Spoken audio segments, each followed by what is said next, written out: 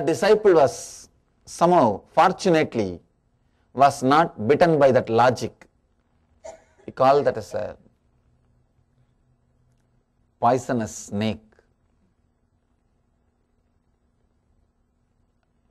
Understand? Another one great master, her name is Sharada Devi. She lived in 19th century in India. She was such a amazing personality.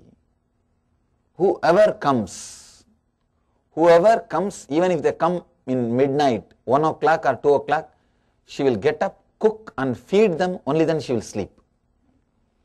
All our kitchens, in all our ashrams, we will have our photograph. I run all our kitchens in her memory. All our kitchens, whoever comes, we share whatever we have in memory of her dedication, her devotion to this great Vedic tradition. Somebody asked her, "Ma, don't you feel that you are being exploited because you are trusting anybody and everybody? You are just taking care of anybody and everybody, feeding anybody and everybody." She says beautifully, even if you are exploited, if you live trusting, if you live with open being, you will live like a god on the planet Earth.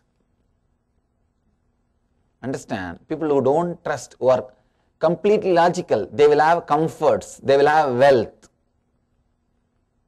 but not the joy or the bliss. They will have bed, not sleep. People who can't trust, they will be afraid to sleep, because when they sleep, what will happen to the planet Earth? If something happens to the world when they are asleep, and one more thing, something happens to the world is one thing, another one big problem, we will not know whatever is happening in the planet Earth when we are asleep. Person who can't trust, person who is completely closed, will be just waiting for information and news. See, news collection and unable to trust, both are very closely related. Very closely related. Here I am surprised, people when they get up morning, first thing they do is morning news. Because they want to know what all has happened when they slept. First thing they want to know what all has happened on the planet Earth when they were asleep. God. They are afraid that something would have happened. Anyhow, because nothing can be done. See, when I say anyhow, I just accept what can be done. Beautiful truth. Sharada Devi says, a person who lives with open being, sharing, trusting, he lives like a god on the planet Earth. Even though he may not have the outer world. And I tell you, anything juicy in the life comes at the moments when you open yourself. Whatever you call it as juicy, love, life, excitement, energy, including enlightenment. From love to enlightenment, anything rejuvenates you. Anything gives you the feeling the life is worthy, happens to you only when you open up. If you open up to the person who is in front of you, who is next to you, you experience love. If you open up few people in front of you and who are away from you, you experience compassion. If you open up to the whole universe, you experience enlightenment. That's all.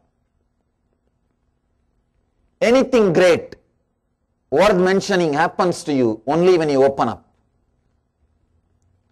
Opening up even to a small statue or an idol can make so much in you.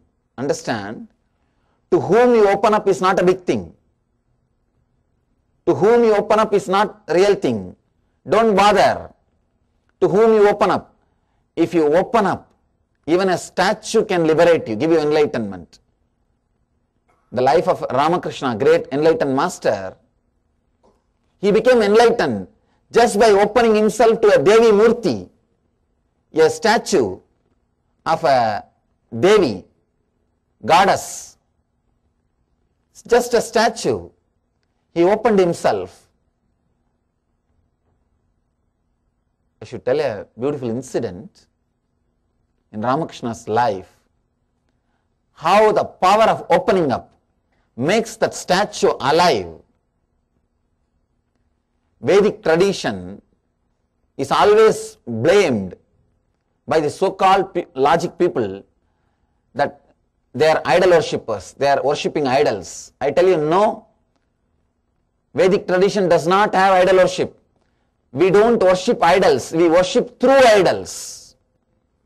Understand, there is a big difference between worshipping idol and worshipping through the idol. We don't stand in front of idol and ask, oh stone, give me boon. Oh metal, give me enlightenment. No. Oh Shiva, give me enlightenment. Oh Krishna, give me jnana. We worship through the idol.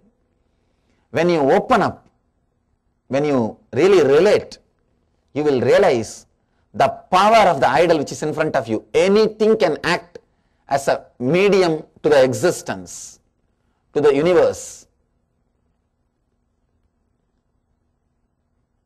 Beautiful story in Ramakrishna's life. I always tell people, if you go to India and Calcutta, you should go to the place where he was doing his worship. That place is called Dakshineshwar. Still the temple is there. Still that same idol is there. You should go and see how enlightenment can be created. Enlightenment can happen just with a 3-feet idol, marble statue. You will be surprised. Let me narrate an incident, because this incident can't be called as a miracle. Still we have an evidence for this incident. I myself have seen the evidence. Possibly you can see if you visit India. In India, the habit of putting the conch bangles, bangles made out of conch shell. They will cut the conch shell and make bangles. They will put that bangles on Devi Murti, means the hands of the goddess statue. This goddess has got 4 hands. In one hand she is holding the head of a demon, means that is the ego cut. When you cut the ego, you become enlightened. To show that she is having the head of a demon in the hand, just to show that remove your ego, symbolically. In all other 3 hands you can put the conch bangle. In this hand it won't enter, because the statue is made in such a way that she is holding that head. You can't put the conch bangle. One day a lady devotee brought 4 bangles for Devi and gave it to Ramakrishna and told, please put it on Devi. He put all the 3, and the ladies, he was trying to put the 4th one also. That lady who brought the bangle, she laughed and told, are you mad? You are trying to put the bangle on her hand.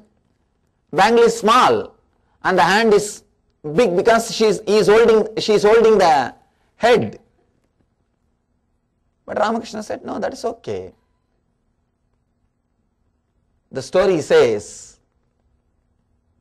Ramakrishna came out of the shrine,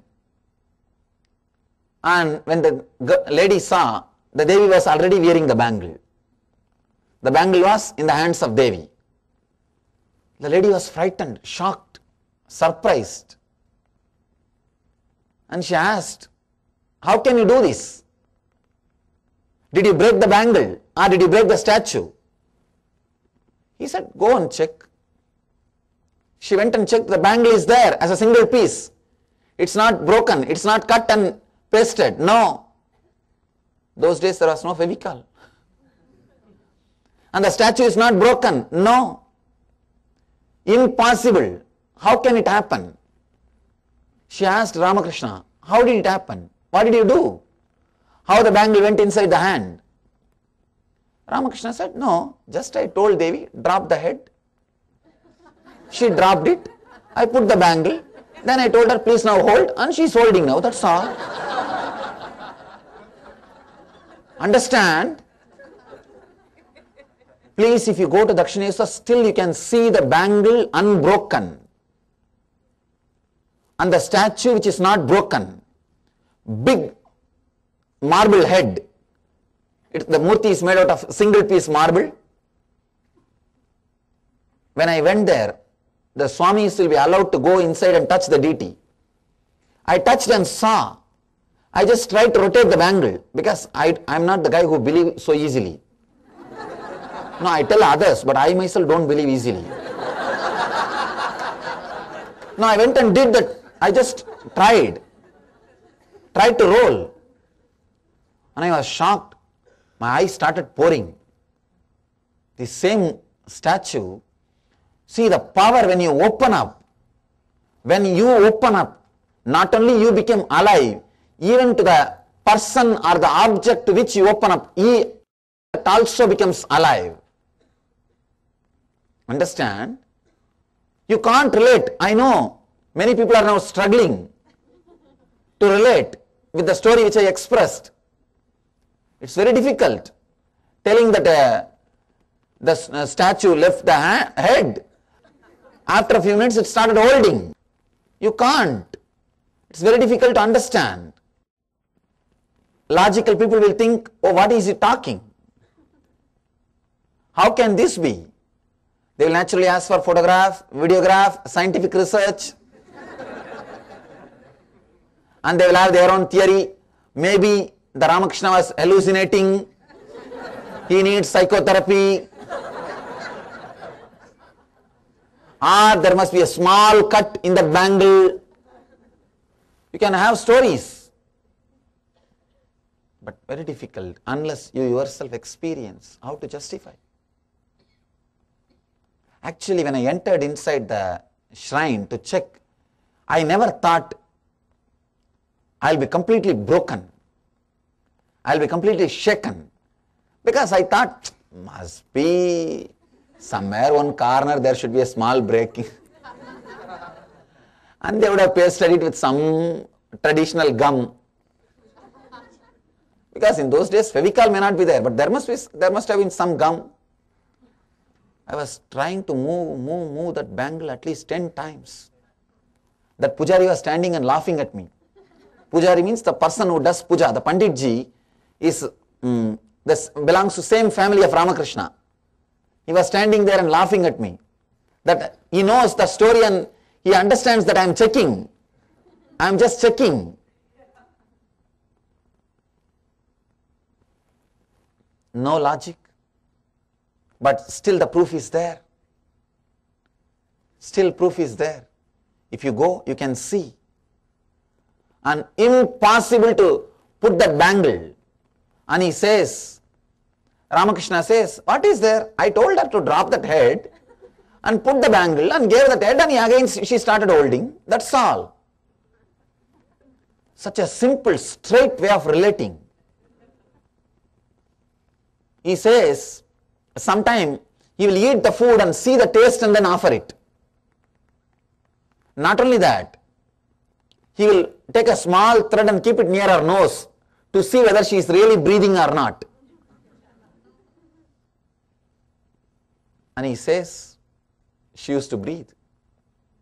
Anyhow, at least all these things we don't have evidence. But this bangle, we can't tell anything. It's there. When I heard the story myself, I thought, let me go and see and then we will talk about it, forget it. But when I went there, when the pujaris allowed me near the murti, even at that time I never thought I'll be completely shaken. Because sometime when you see something beyond logic, when you see the compassion of the divine, just your whole being moves away. Just your whole being is taken away. Just your whole logic gives way.